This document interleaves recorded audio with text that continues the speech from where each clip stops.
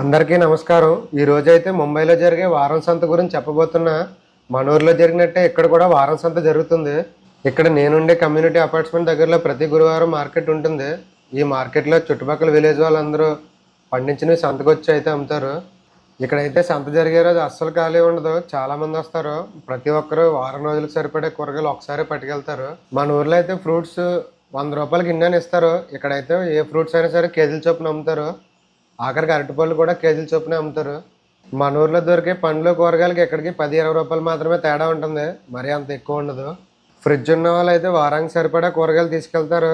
మా రూమ్లో ఫ్రిడ్జ్ లేదు కాబట్టి నేనైతే 2 లేదా 3 రోజులకే సరిపడా తీసుకెళ్తాను. చిన్నప్పుడు నేను మా అమ్మమ్మతో పాటు సంతకి వెళ్ళినప్పుడు ఏదో ఒకటి కొనిచ్చేది.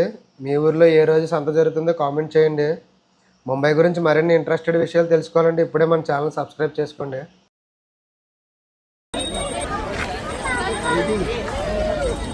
కొత్తగా బట్టలు కూడా అమ్మేస్తున్నారు.